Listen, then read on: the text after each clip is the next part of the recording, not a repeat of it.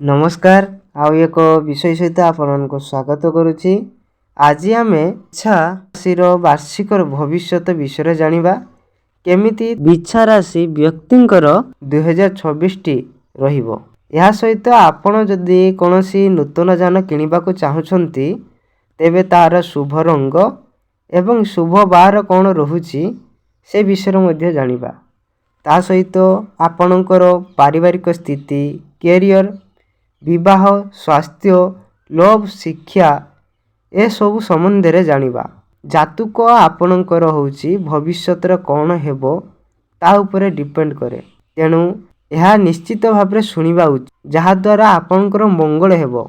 एवं channel T को नुआ करी आस्थिले सब्सक्राइब करंतु। बिछा राशि व्यक्ति माने जदि आपण माने नूतन जान किनिबा को चाहुचंती तेबे आपणक राशि अनुसार राशाधिपति मंगल हेतु आपणकर शुभ रंग हेउछि लाल व कमला कलर।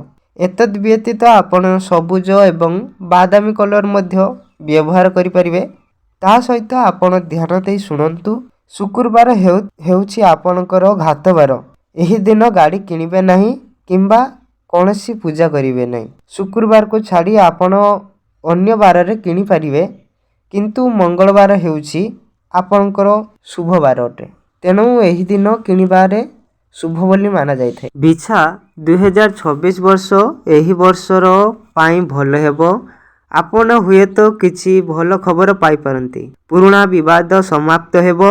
आर्थिक दृष्टिरो मध्य एही वर्ष आपणक पाई विशेष भल हेबो। एही वर्ष बृहस्पतिक गमनागमन आपण राशि चिन्ह पाई बहुत भल हेबो। सम्मान वृद्धि पाइबो। स्वास्थ्य संबंधी समस्या भल हेबो। तुमे कामर सफलता पाइबो। कोर्टर चलीथिबा विवाद मध्य समाप्त होई पारे। एहा सहित राहुंक गमनागमन आपणको ख्याति पाई किछि क्षति आनी पारे। एही कारणरू तुमर वक्तव्य ऊपर नियंत्रण रख। जत्नर सह चिंता करिबा परे ही कोनोसी निष्पत्ति नियो। स्वास्थ्य क्षेत्र रे 2026 वर्ष आपणकर मिश्रित फलाफल देव। वर्ष आरंभ रे आपण किछि रोगर समस्या रे सम्मुखीन होई पारंती। आपणकर खाइबा अभ्यास को नियंत्रण करंतु। नियमित व्यायाम करंतु। वर्षर मध्य भाग रे पेट जंत्रणा इत्यादि समस्या उपजी पारे। जानवाहन रे जीवा समय रे सावधान हेबार आवश्यकता अछि। बाकी समय आपणकर भल हेबो। आर्थिक 2026 वर्ष आपणकर सफलता परिपूर्ण हेबो, किंतु राहुंक जुगु टिकिए तुमर विडंबना सृष्टि होई पारे।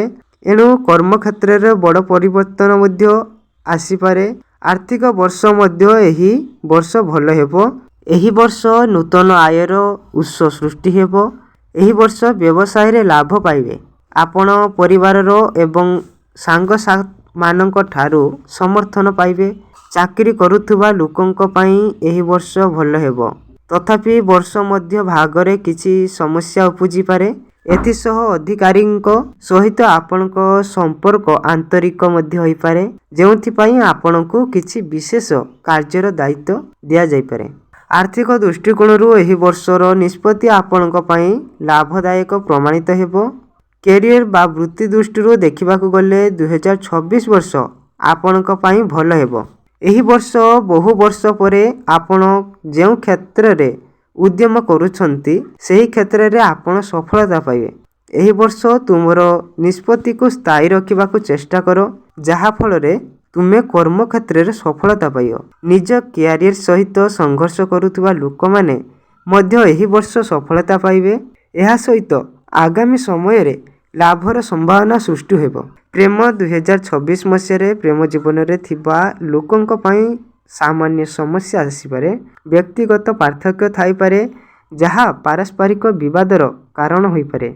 आपणक साथींक सहित बसी आपण कथावार्ता हुंतु एवं किछि प्रसंग को नेई आपण साथींक सहित विवाद करि पारंती मध्य। तेणु सेथिप्रति मध्य सावधान रुहंतु। सहित आपण जदि एही प्रतिकार करूछंती तेबे ताहा मध्य भी भलो एवं शुभ माना जायछि। प्रतिदिन प्रभु हनुमानंकर पूजा करंतु एवं श्री सुंदर काठ पाठ करंतु। ता सहित जदि पारुछंती हनुमान चालीसा पाठ करंतु। ଏବଂ ଚ୍ୟାନେଲଟିକୁ ଶେଷ ଯାଏ ଦେଖିଥିବାରୁ ଧନ୍ୟବାଦ। ସବସ୍କ୍ରାଇବ୍ ନିଶ୍ଚିତ କରନ୍ତୁ।